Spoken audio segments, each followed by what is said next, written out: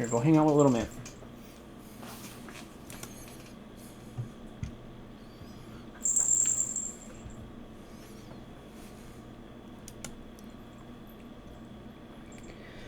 Welcome to Echoes of the Past, where history isn't just old, it's oddly fascinating. From forgotten facts to bizarre backstories, we dig into the dusty corners of time, so you don't have to. I'm Jody Lynn, your amateur historian and full-time trivia hoarder. And I'm Ephraim, here for the facts and the fun. So let's rewind the clock and press play on the past. Throughout history, armies have fought wars, but only a select few have fought in the shadows. There are the ones sent in when diplomacy fails, when subtlety is required, when the world demands precision over brute force. And then, beyond them, there are others. The hired blades, the men and women who fight not for flags but for fortunes, for corporations, for kings, and sometimes for nothing more than the promise of chaos itself. Tonight on Echoes of the Past, we take you inside the secretive world of elite military forces and the global rise of mercenaries, from triumphs that shaped nations to failures that nearly changed history. From whispered conspiracies to undeniable catastrophes, this episode uncovers the world's greatest warriors and its most dangerous hired guns. This is episode 34, Shadows, Steel, and Sold Souls. Long before the acronyms, night vision goggles, and black budget operations, humanity understood one simple truth. Sometimes the fate of an entire civilization rests on a small group of elite fighters. From the deserts of Persia to the mountains of Greece, ancient leaders learned that a carefully trained few could accomplish what tens of thousands ordinary soldiers could not. In the 6th century BCE, the Achaemenid Empire unveiled a military innovation the world had never seen. The Immortals, a 10,000-man unit that never appeared to take a loss. If one fell in battle, another immediately took their place. To enemy eyes, they were a force that simply never diminished. They were the Persian king's hammer, the shock troops, the imperial guard, the strategic answer to rebellion, and the psychological weapon that reminded enemies that Persia was eternal. Armed with spears, bows, and ornate armor, they were among the earliest examples of a dedicated elite force, disciplined, feared, and strategically irreplaceable. In Greece, the Thebans built their entire force on something unthinkable for the era. Pairs of soldiers bonded romantically or intimately. A force of 300, each man fighting for the lover at his side. They shattered Spartan dominance at the Battle of Leuctra, proving that loyalty born from devotion could rival any military doctrine. Their end came only when they stood against Philip II and Alexander the Great. They died together, shield to shield, a final testament that the elite fighting units went far beyond training. They were built on unbreakable bonds. Rome understood the value of precision warfare better than almost any ancient power. Hidden among the legions were the speculators, specialists who scouted enemy territory, infiltrated cities, conducted assassinations, guarded generals, extracted valuable intelligence. They were the early blueprint for modern reconnaissance units and covert operations teams. Rome didn't just wage war with armies, they used information as a weapon. In feudal Japan, wars were often decided not by armies, but those who moved unseen. The Shinobi were experts in night infiltration, sabotage, arson, psychological warfare, silent kills, and coded intelligent networks. I swear that just keeps getting louder. Yeah. Where samurai wielded honor, Shinobi wielded efficiency. They proved that sometimes entire castles could fall without a single battle. So, I'm sorry if you can hear our washer. I didn't realize that it was going to be on fucking jet fuel tonight. Otherwise, I probably would have turned it off. So, yeah.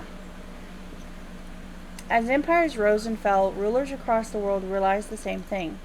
You don't always need an army, just the right people. This realization would explode in the 20th century. This was the rise of the modern shadow warrior. Modern special military forces were not born on a battlefield. They were born in desperation. During World War II, nations confronted enemies who were embedded, fast, unconventional, ideological, and often invisible. To fight them, the world created entire armies within armies. In 1941, a rogue British officer named David Stirling proposed something radical.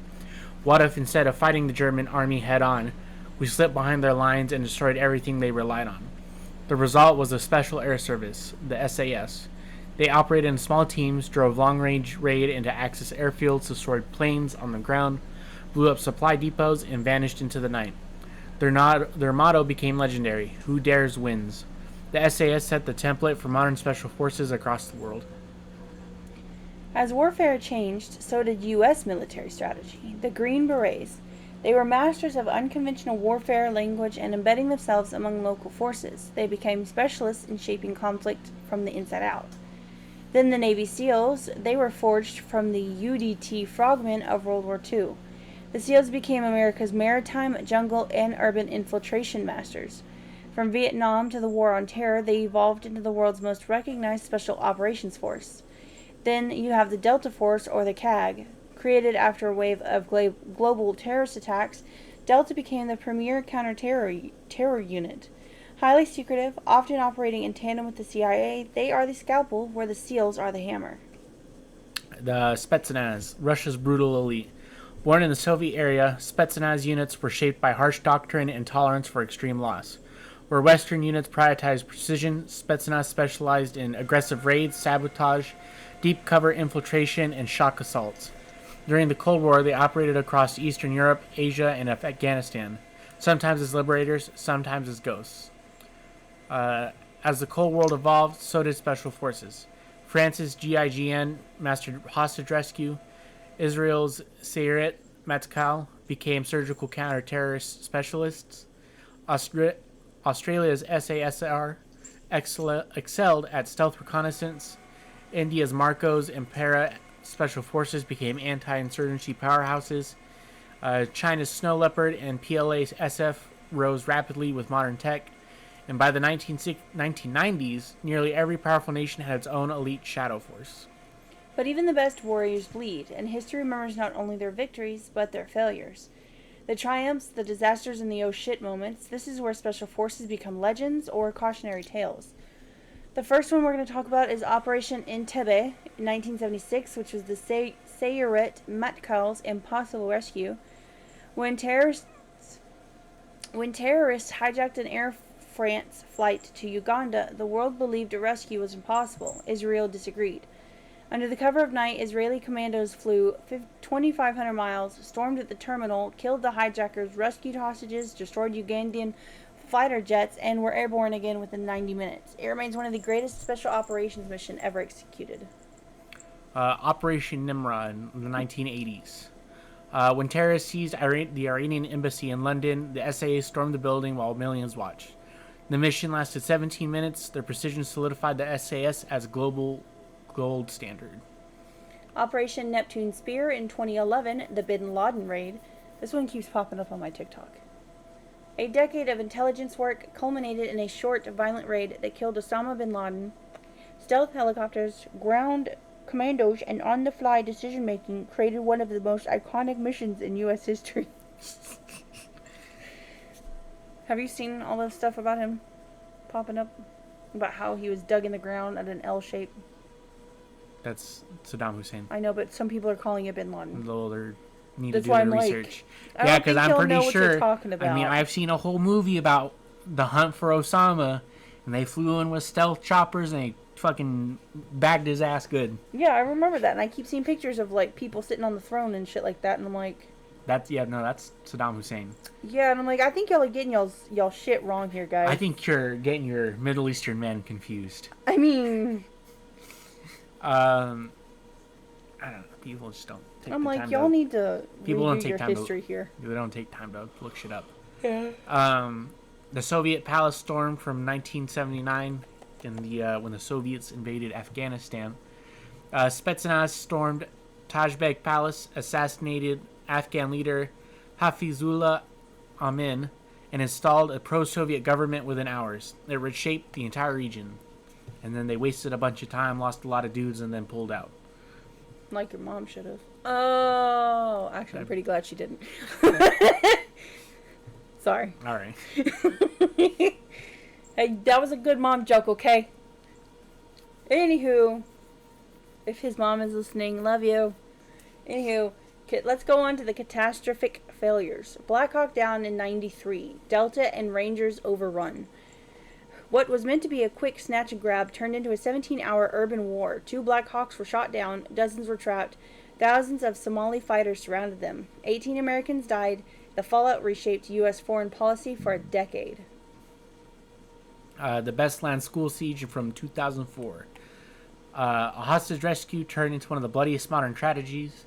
334 civilians, many of them children, died as explosions, gunfire, and chaos filled the school. It remains as a dark stain on Russian counter-terror operations. So does a lot of things, but you know. It wasn't the first time they didn't accidentally killed all the hostages.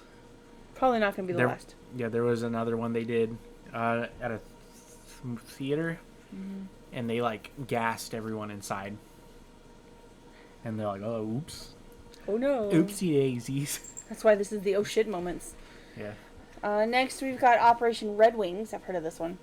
In 2005, the SEAL recon team ambushing. 4 SEALs on reconnaissance were ambushed by over 100 Taliban fighters. Marcus Luttrell became the lone survivor. A rescue helicopter was shot down, killing 16 more. It exposed the dangers of inadequate intel and the fragility of mission planning. And while special forces operate for their nations, the next group fights for something very different. They fight for whoever pays. Hold on. Do you think in the beginning of Iron Man, he was a mercenary? Who? Iron Man. No. He was an arms dealer. He sold weapons to whoever. Which, technically... It's not mercenary work, because he's not fighting. So you don't think it's an arm of arms dealing work? Arms dealing and mercenary work are two different things. They go hand in hand. Yeah, but they're not the same thing. I always kind of thought of it like arms dealing is like it's like branch, kind of like of mercenary work. No. Well, like if a mercenary group did arms dealing on the side, then yeah, you could say it's the same thing. But mercenaries, you pay them to go do whatever, shoot a motherfucker, blow something up, steal something, do whatever, and they'll go do it. Obviously, if you pay them. Go buy me a hooker. Pretty much. Arms dealing is where you yourself do not partake in the fighting. The pew-pewing. You just sell the pew-pews to people. Like in Iron Man or Lord of War. Whereas a famous or infamous Russian arms dealer, I don't know his name, where he sold weapons to everybody. There's somebody out there right now doing that. And I'm like, you need to pick a side. Yeah, it was the dude they traded for Brittany Griner or whatever the fuck her name was. Yeah, that guy. Yeah, that guy, the Merchant of Death. Yeah. Arms dealers and mercenaries are different. I just always thought they kind of were the same branches of the same thing. You know what I mean? Yeah, like I said, they can sell weapons, but arms dealing by itself is not mercenary work. Soldiers of Fortune, the global history of mercenaries. Mercenaries are almost as old as war itself, but their impact in modern history is staggering. Where elite forces serve countries, mercenaries serve contracts. First, we're going to look at the 10,000 from 401 BCE, the Greek mercenaries on the long walk home. Their journey through Persia formed the backbone of later military strategy manuals. Xenophon's writings about their retreat became essential reading for generals centuries later. And then the Varangian Guard, the Viking bodyguards of emperors. From Kievan Rus to Byzantine palaces, these mercenaries guarded emperors with near religious loyalty. Even as foreign rulers, they became the empire's most trusted protectors. The condottieri, Italy's mercenary power brokers. Renaissance city-states hired elite captains to command elite entire armies. Some condottieri betrayed cities, switched sides mid-war, or practically bought their way into the nobility. These mercenaries just didn't fight wars, they shaped politics. Modern mercenaries, the corporate warriors. Walmart. Sorry. Yeah. Walmart has their own mercenary group that fights with... I would not be surprised at this point. Fights with Target's mercenaries. I would not be surprised at this point. Executive outcomes, the mercenary army that eliminated a civil war. In the 1990s, the South African company deployed just 200 men to Angola and Sierra Leone and routed rebel forces that had terrorized civilians for years. Their efficiency terrified governments, their success embarrassed the UN, and their methods set the standard for 21st century contractors. I like the name Sierra Leone. One of the YouTubers that I watch, Administrative Results. He said in a couple videos that was going to be his original YouTube name, Executive Outcomes, but he switched it because he wanted to be respectful to the actual military group, and also so they didn't sue him. But he's talked a lot. Executive Outcomes on YouTube, not associated. Yeah, but he's talked quite a bit about what they've done over in Africa, and how That wasn't part of the Tutsi thing. The Hutu and the Tutsi thing, was it? the Houthis. Yeah. No, the Houthis are a more modern, recent thing. The Executive Outcomes or something else. I don't think they exist anymore, or if they do, it's not as big as they used to be. This is the one you were talking about. Yep. Next, we're going to talk about Blackwater. Everybody knows about Blackwater from video games or movies. Yeah, they're Merryweather from GTA is based on them. Yeah. Merryweather. That just sounds like a Hobbit name. Yeah. Anywho, this is America's private army. They're also called Academy with an I instead of a Y. Yeah, that's their new name. During the Iraq War, Blackwater contractors guarded convoys, defended diplomats, and fought insurgents. Heavily armed, often unregulated, they blurred the line between soldier and corporate asset. Their catastrophic moment was the Nisour Square massacre, where 17 civilians were killed, becoming an international scandal. Yeah, they did a lot of bad things because they didn't really have they didn't fall under any countries or like the UN's rules when it came to wartime stuff. But eventually they were like, okay guys, you all need to stop. We need to calm this shit down. You all need to stop. And they Did they stop? Yeah. Oh. They stopped doing it because I think I don't know what they were threatened with, but they stopped doing it. Like I said, and then they disbanded, and now they're under their new name, Academy.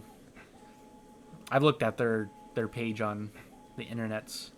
A lot of it's just like local security stuff or whatever. Wagner operates in Ukraine, Syria, Central Africa, Sudan, and Libya. They got folded into the Russian military, so they don't really, I guess, exist anymore. They secure mines, overthrow governments, assassinate opponents, influence elections, and silence critics. Oh no, not the critics. Prigozhin's mysterious death after rebelling against Moscow only deepened their shadowy legend. I remember when that happened. All the gun YouTubers I watched talked about it. Really? Yeah. I've never heard of it. Yeah, they were Well, I mean, before doing this, I hadn't heard of it. They occupied like a spot outside of Moscow. Yeah. Moscow, and their leader, the Prigozhin, he died mysteriously after flying in his private jet. Everyone knows Putin killed him. Pretty much. Now that you're talking about that, I kind of remember that a little bit. Yeah, it was a big thing. And then after that, the Wagner got folded into the Russian military. Gotcha. Then we look at the cartel militias, the non-state armies of the Americas. You've got groups like Los Zetas, the FARC splinter groups, and the Brazilian militias. They operate as heavily armed, highly trained paramilitary forces. Many members are former police or special forces who defected, bringing skills with them. These are the mercenaries with no contract limit, no ethics, and no fear of international law. Have you ever seen like the narco tanks they come up with in Mexico? I saw... Okay, so when I went to... Where the hell did I go? Tijuana. Which used to be a big, like, military, like, hangout for America. Like, they would go to Tijuana and just kind of hang out, drink beer, whatever. Yeah. It is not that anymore. For reasons. When I was there, they had guys driving around in old military gear. They were not military or police of any kind. You could tell that this is what they were. Yeah. With very large weapons in their laps in the back of trucks. Yeah. They didn't really fuck with you. They just kind of drove around in circles and just drove away. But I was going to say, the cartel in Mexico, if they find out that one of their people killed an American or hurt an American, that man gets handed over by the police to them because they know what they're going to do, and they next to murder that man.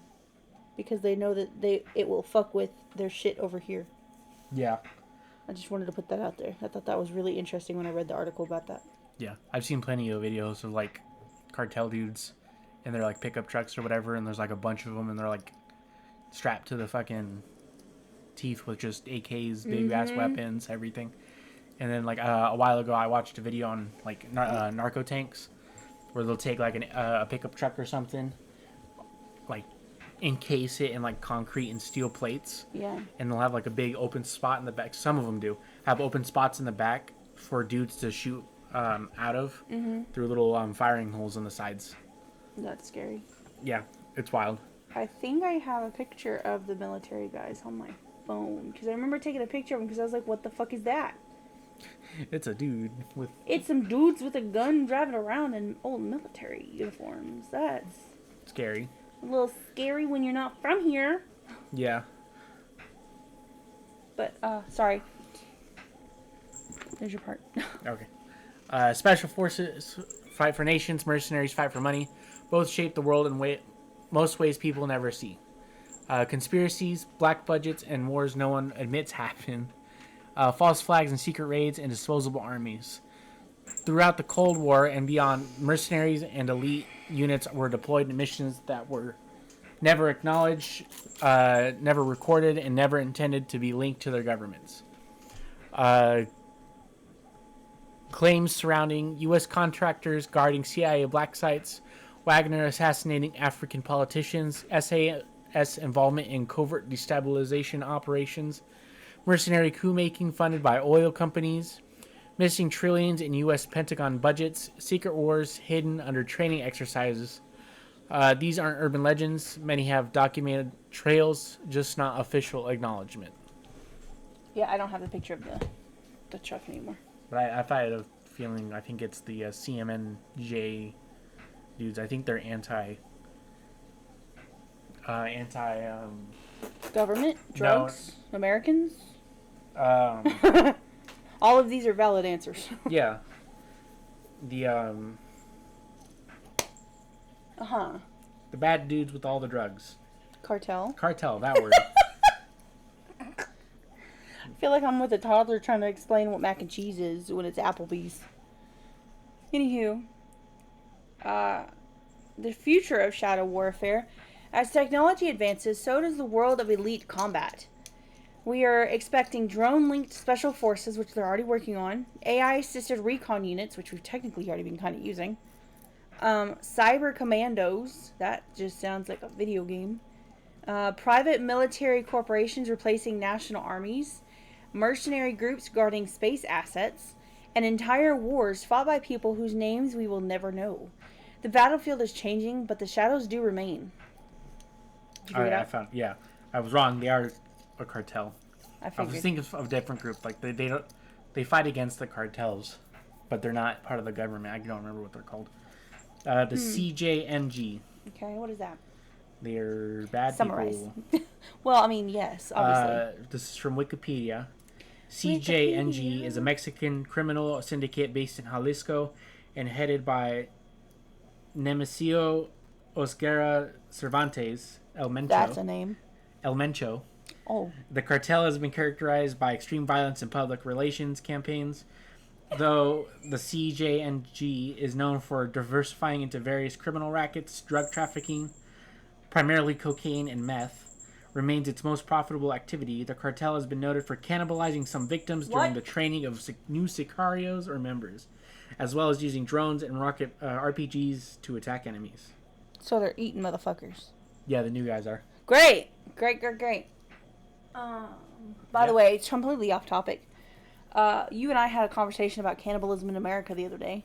And I want to bring this to the people because I think it's hilarious.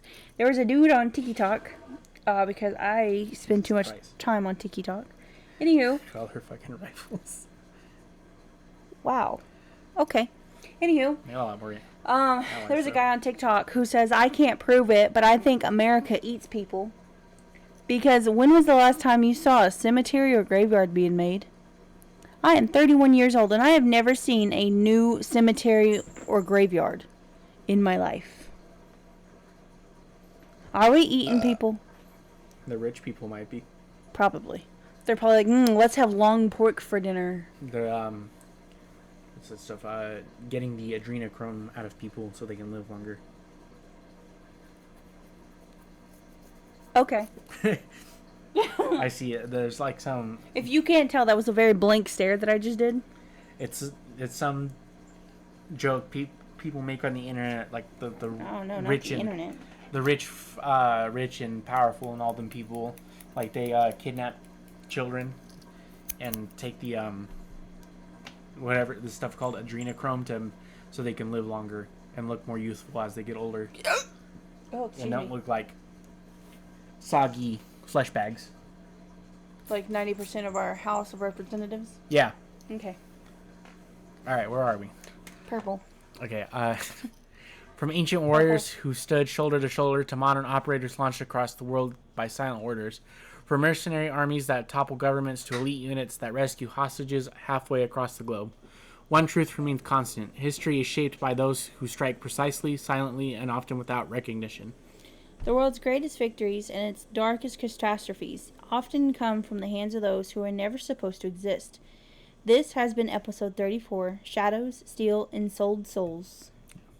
We'll talk about them in like video games and TV shows and movies real quick. We could.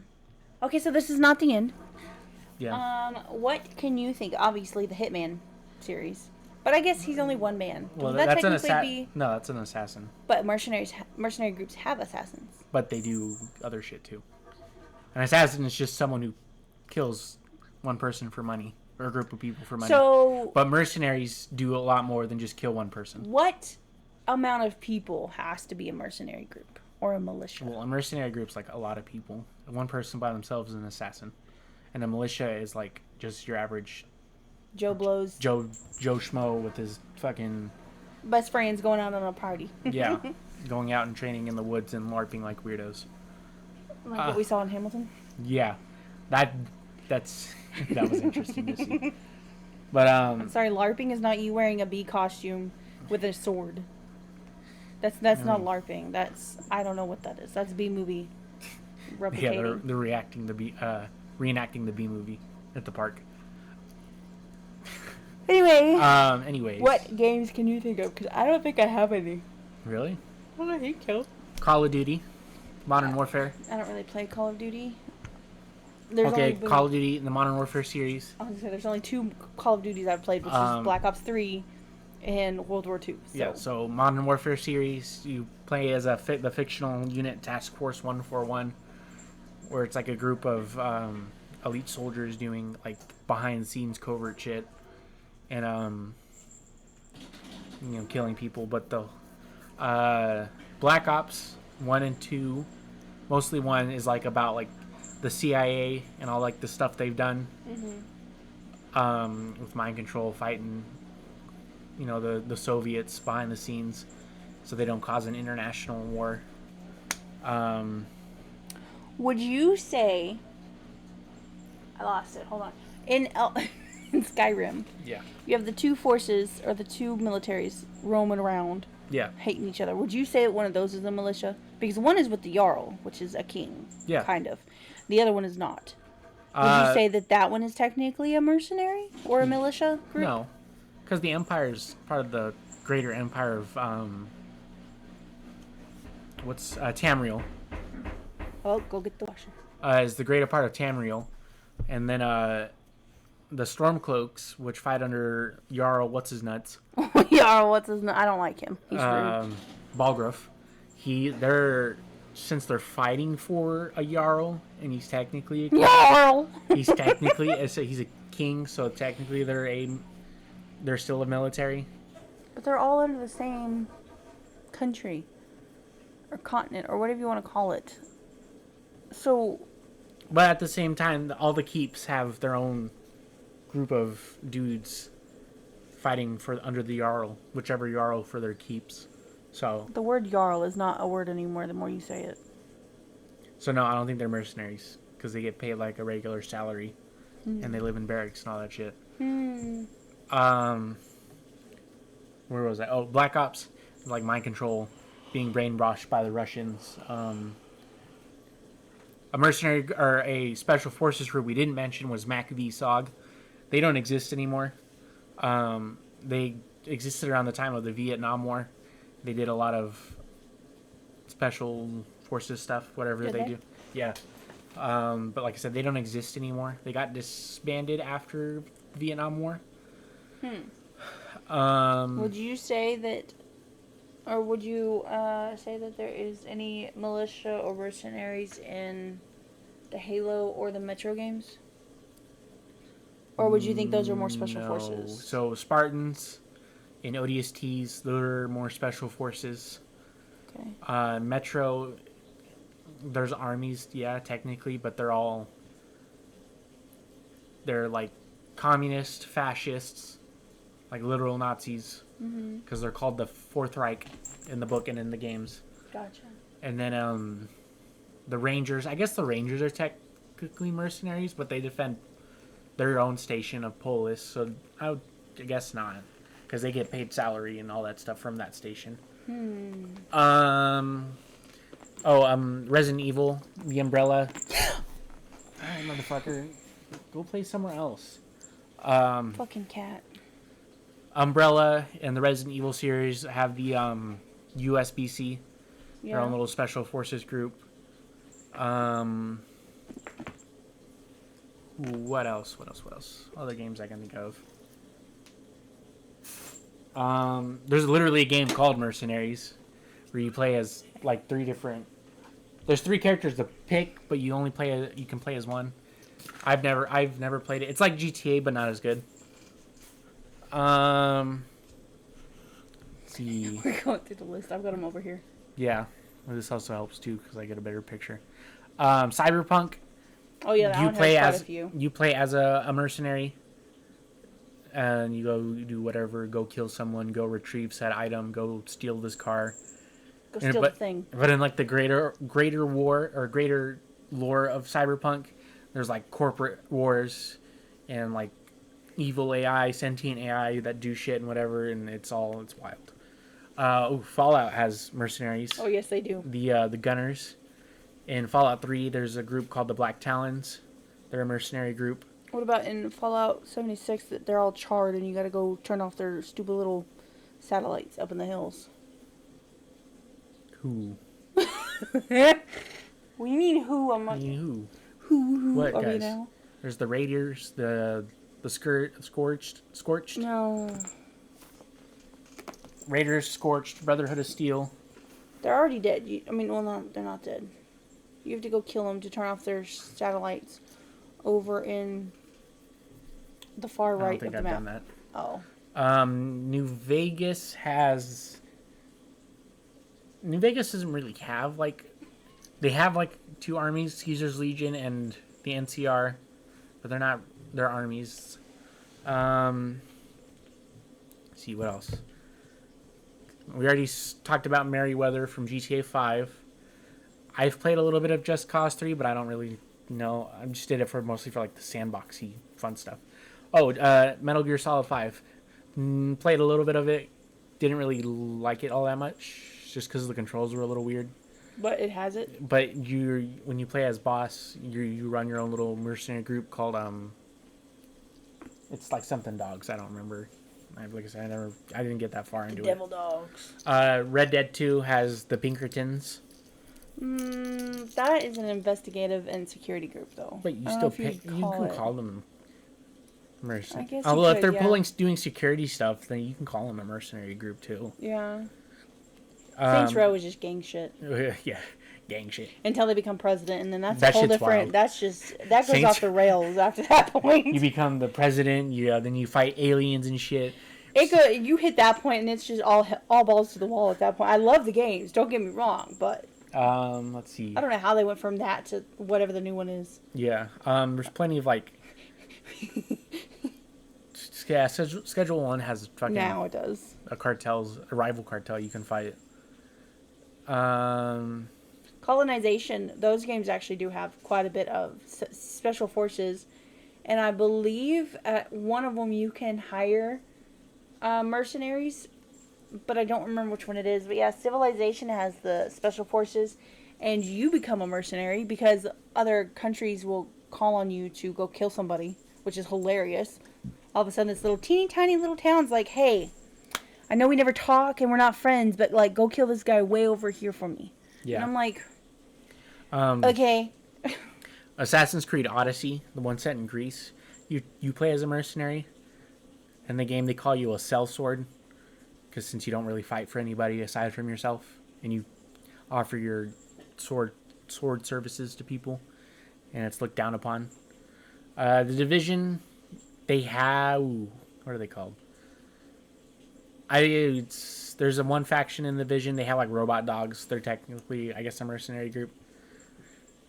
I don't remember which one that one's called. It's you haven't gotten that far in the game. Probably not.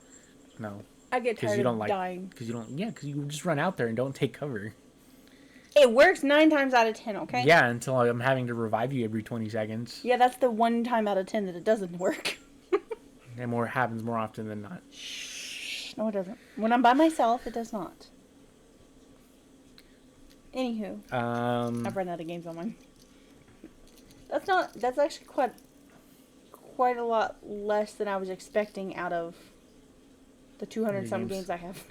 Yeah. Like I said, I don't have a lot. It's not my thing. Escape from Tarkov. Yeah. Has 2 groups you can join, Bear and something Sec. I don't remember what it's called. I haven't played it, so I don't know. There is a small, what I would call a mercenary group in Contraband Police. You have to fight them. Yeah. Can you think of any else? What did I just say? What game did I just say? Escape from Tarkov. Escape from Tarkov. And the Duck Off one. They do that one too. Attack on Titan. Or not Attack on Titan. Titanfall. Different Titan game. Yeah, same thing. Titanfall 2 and 1, but more 2. There's mercenary groups that help the 2 factions, the militia and the bad guys. Like the Apex Hunters, they're for the bad guys, the IMC. And then like there's other groups that help the militia. The 6-4, they're mercenaries. In the multiplayer, you technically play as a mercenary pilot for whichever faction. Stalker has a mercenary. They're literally called mercenaries. Like they have there's a bunch of faction unit or different factions. I think it's like Freedom or something like that. Yeah. Where they're the mercenaries. You don't hire them. You can join them in like the later games, but in the first game, I don't think so. I know DayZ has a lot of roleplay servers where they make mercenary and militia groups. There's some that are really cool. I was watching Mr. Gibbons, which is the Irishman that I like to watch. Yeah. He was on one where they were doing militia groups for a roleplay where the disease from the zombies was caused by a meteorite hitting and causing way too much radiation. And they had actually had like full blown, like 2 different militia groups with like rules and all this stuff. It was pretty cool. That cord is not a toy, tiny child. So, do you think? Let's move on to movies and shows. Yeah. Do you think that Avatar, the people that they have come in onto the planet, do you think they would technically be a mercenary because they were hired to eradicate the planet and steal the stuff? I thought they were like an official military. I cannot remember. It's been a while since watched Avatar. I would love to rewatch them now that the new one's coming out. I'm pretty sure they're a military from Earth. Is it? Because I know that they've got military men. I just didn't know if it was the military. You know what I mean? Yeah. It's been a very long time since I've watched the first one. Yeah. But we talked about Black Hawk Down. Yeah. That's a good movie. I like that movie. I think I've watched it once. I'm not. I can't handle super military movies. It's very... Which is hilarious because I want to watch that one I told you about. It's not... It's very... It's not super violent. It gets a little bloody and gruesome, but it's not crazy. Like, you see a bunch of people getting their shit blown off or whatever. That's a pretty good movie. I like that one. It's not very accurate. There's a lot of inaccuracies to the actual events. But the movie's pretty good. I've been trying to listen to the audiobook too on Audible. How's that going for you? I'm working on it. Would you say in Star Wars there are militia and mercenary groups pretty abundantly? Yeah, there's plenty of them. Bounty hunters, Mandalorians, others. I forget about the Mandalorians. Okay, you know me. I like Star Wars, but I quit watching them because they just get silly to me. Well, yeah, Star Wars is silly in general. Once you Disney have space wizards moving shit with the Force, smacking each other with laser swords. It's gonna get silly. But I'm saying, like, once Disney bought it, it kind of went downhill for me because it got way too kid-like, if I guess. Well, the new trilogy, the sequel trilogy sucks. The only one that's pretty decent is The Force Awakens. A lot of their new shows are kind of hit or miss. The Mandalorian season 1 and 2, pretty good. Season 3, straight butt cheeks. I'm still watching Andor, so I will talk about that later when I finish it. Well, see, like I told you, I showed you the one the other day where I stopped, which was where it's none of the normal characters except for I think Leia shows up for like 5 minutes in it, and they die on the beach holding hands at Rogue the end. One. Yes, that was the last one I watched. Go away. Because after that, I couldn't. I couldn't. Rogue One's good. I like Rogue One. I like the big sassy robot man. Yeah, K2SO. Yes, I love him. Yeah, I have him in Lego form right there. I know. I want to get you the big Lego one. What else? What other? Yeah, the Mandalorians. You got bounty hunters, mercenaries. Bounty hunters are the most prevalent type of thing in Star Wars. Mm-hmm. So like Boba Fett, Jango Fett. All the Fetts. Zam Wessel in episode 2. In one of the shows, The Bad Batch, they become a mercenary group for hire. Where they go do missions or whatever. Make money. Make that money. Cad Bane, he's pretty infamous bounty hunter. So yeah, like I said, bounty hunters are the most prevalent, but there are in like the expanded lore stuff, mercenary groups and all that shit. Another movie that has quite a bit of mercenaries in it would be the Guardians of the Galaxy movies. They have, of course, the original cast, because I believe they technically are mercenaries. I know he is. And then you've got the ones that they interact with, like his adopted father, the blue man. I can never remember what his name is. Yondu. I cried so hard when he fucking died, dude. Oh my god, I fucking bawled. Oh my god. I hated that man the first one. That second and third one, I was like... The big sad. The big sad. I refuse to watch the fucking backstory to, Rocket Raccoon. Yeah, I cannot do it. I've seen so many little clips of him, like, nope. I will... That is an entire movie. I will cry from one part to the next. It's not happening. What Google says. For what? Movies and TV shows with mercenaries. Yeah, that was the one thing I forgot to research for this. I'm not gonna lie. Yeah. There was another movie I was thinking about a second ago. So we talked about the Guardians of the Galaxy, Star Wars. We were just talking. Hey, Bubba's outside. And his girlfriend. Okay, I watched this movie, The Siege of Jedoville. It's about an Irish group of soldiers out and somewhere in Africa. Mm-hmm. It's been a while since I watched it. And they get attacked by a big old army of mercenaries that have been hired by an African government to take that little town they were hanging out in. Another one is the Red Dawn, the newer one. Well, I don't know. They form into a militia. Yeah, that's what I'm saying. To fight the North Koreans. I think that would technically count as one. Yeah, they're a militia. In the new one, they fight North Koreans. In the original, they fight Russians. I don't think I remember watching the original. I know I watched it, but I don't remember if I watched it. I'm watching it on HBO. Let's see. I haven't seen any of these. Expendables is a pretty good movie. The League of Extraordinary Gentlemen. They are a mercenary group. They get hired to go... I want to say kill Hitler, but I know that is not what it is. But it has something to do with the Nazis, and I think it has to do with their scientists or something. That one's a pretty good movie. I've never seen it. It's a great movie. I fucking love it. Yeah, I was thinking about another movie a second ago, and I'd done lost it. Yeah, this movie Blood Diamond. I've seen a little bit of it. It's in Africa where they have like those diamond mines where they have people dig up a bunch of diamonds illegally. Mm. And one of the groups in there's a group of mercenary kind of towards like the middle of the movie, or close to the end, where it's implied that they're executive outcomes. Nice. Or it was a different mercenary group. No, it's not executive outcomes. It's a different mercenary group that was famous at the time. Gotcha. Let's see. Anybody else you can think of? I'm looking. Not really. Nothing I've seen here. I have a controversial question. Okay. Do you think, in some ways, that the was a militia or mercenary group at one time? Who? KKK. No. They were just a hate group. So you don't think they were paid to make hits? No. They were doing it because they're assholes. Do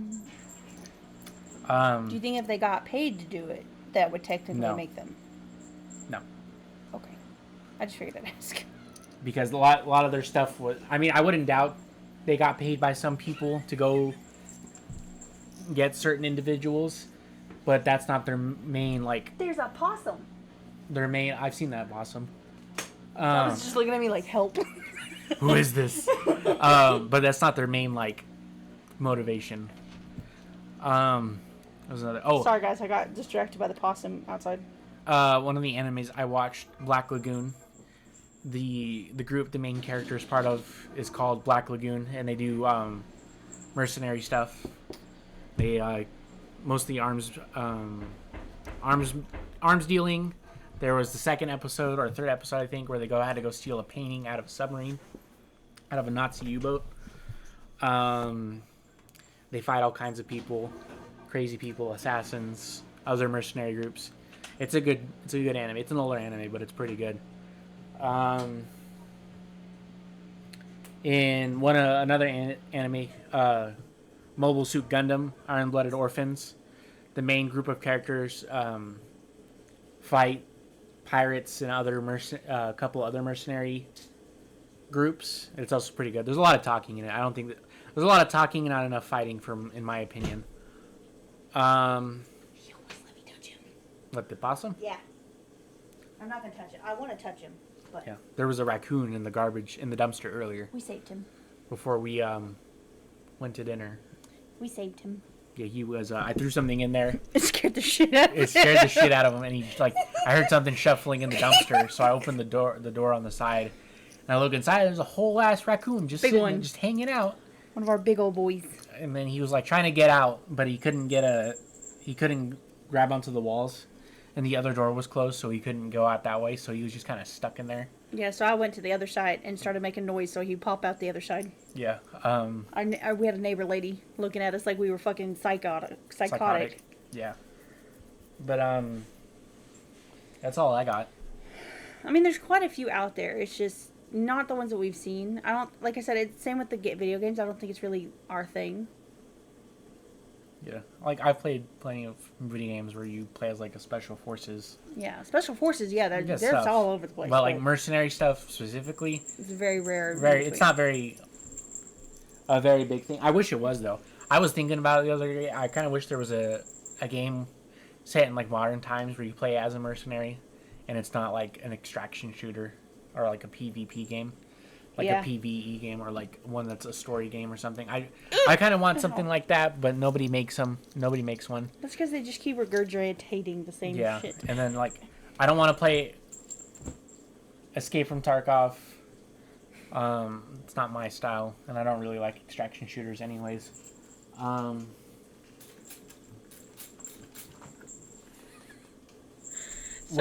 In Fallout 4, would you think your character can be a mercenary since you can get paid by people to go do things? Yes. Yeah, I guess. Same with Dying Light. Because you get paid to go do things by military people who do not exist. I don't know. Because Dying Light, it's just like a bunch of people who live up in the tower, and then the people in the old town. And yeah, you do a couple missions for Rias, but they're more just a bunch of assholes who are yellow. Not like Asian yellow, but like their color scheme is yellow. Yellow and black. Yellow and black. I don't know, because I think the GERD.